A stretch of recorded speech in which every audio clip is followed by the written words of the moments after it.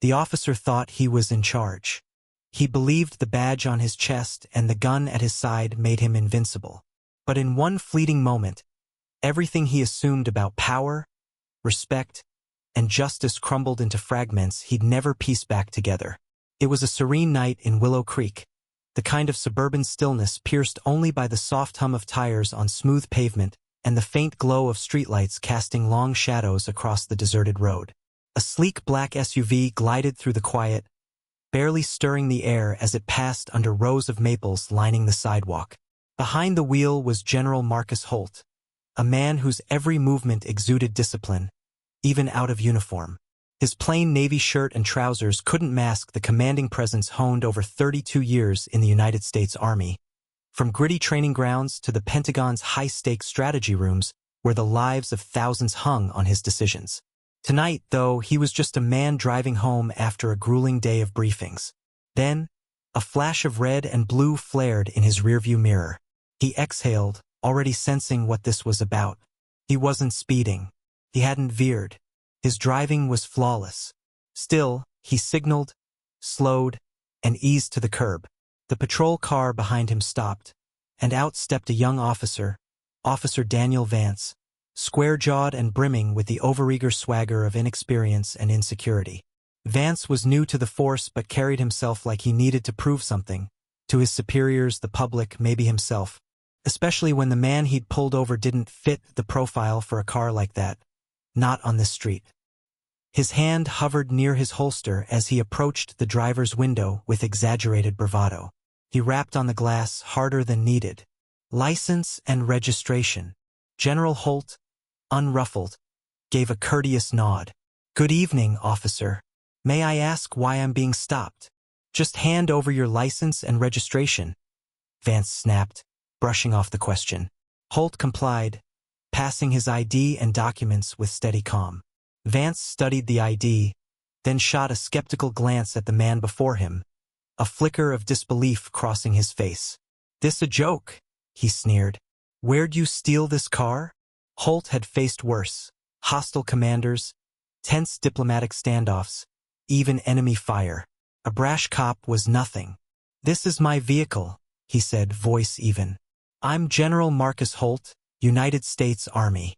Vance let out a mocking chuckle, waving the ID like it was a prop. Yeah, right. And I'm the Joint Chief of Staff. Step out of the vehicle. Holt gripped the wheel for a moment, then sighed and unbuckled. He'd seen this script before. His rank, his medals, his decades of service.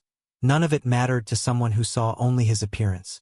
He stepped out deliberately, standing tall, shoulders squared. Hands on the car, Vance ordered, eyeing him like a predator. What's your reason for detaining me? Holt asked, gaze unflinching. Because I said so, Vance shot back. Holt's eyes didn't waver, his battlefield poise unshaken. You're making a grave mistake. Vance smirked. We'll see about that.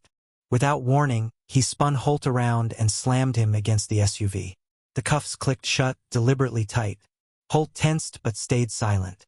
He'd subdued armed threats with less force than this. He closed his eyes for a split second, not in fear, but in restraint biding his time. You just made the worst call of your career, he said, voice steady as stone. Oh yeah, Vance laughed.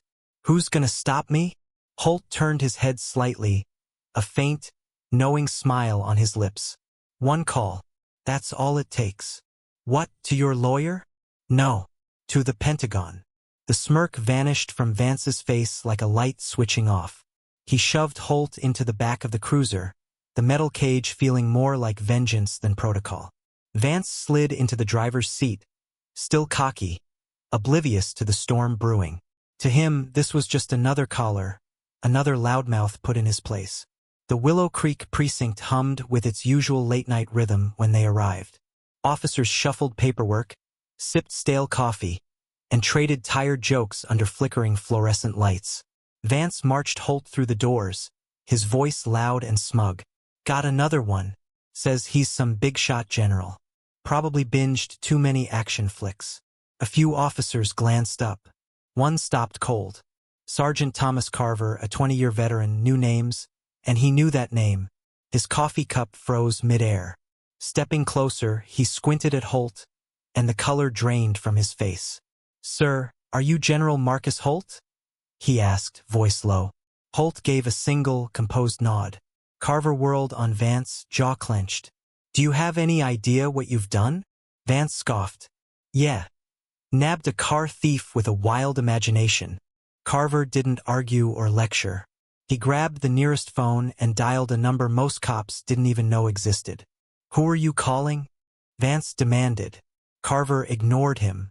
The room hushed. A voice answered on the other end. "This is General Edward Vance at the Pentagon." "Who's this?"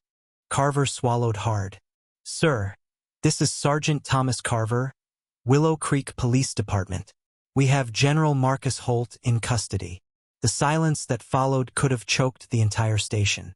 "You have who?" The voice rumbled. "General Marcus Holt, sir." A pause. Then, words that obliterated Vance's career in a heartbeat. "You have 10 seconds to release him.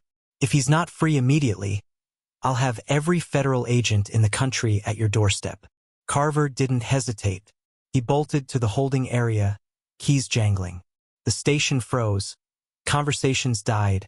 Laughter faded. The weight of the moment settling like a thundercloud. The cell door swung open. Holt stood inside, posture impeccable, eyes piercing. "Sir," Carve stammered. "I'm so sorry. You're free to go." Holt didn't rush. He stepped out with quiet dignity, pausing to rub the red marks where the cuffs had bitten into his wrists. Then he turned to Vance, who stood petrified by the booking desk, pale and trembling. "You asked who'd stop you," Holt said, voice low and edged with steel. "Let me make this crystal clear. This isn't over." Then came the sirens. Over a dozen black SUVs screeched to a halt outside. Men in suits stormed in, swift, precise, their demeanor radiating authority. The lead agent strode forward, badge raised. "Officer Daniel Vance," he barked. "By order of the Department of Defense, you're under arrest." Vance blinked, mouth agape. "Arrested? For what?" "For the unlawful detention of a high-ranking United States military officer. You have the right to remain silent." He didn't fight. His hands were pulled behind his back, cuffed with the same restraints he'd used on Holt. As he was pressed against the wall, his eyes met Holt's one last time. But Holt didn't linger. He didn't gloat. He walked out, silent and unbroken. Justice had spoken for him. Vance's career was over. The Willow Creek precinct faced a formal investigation, and Holt returned to his duties, his integrity unshaken. For every officer who witnessed it, a truth burned deep. Real power doesn't need to shout. Commands through presence, truth, and honor. And when justice strikes, it hits like a lightning bolt.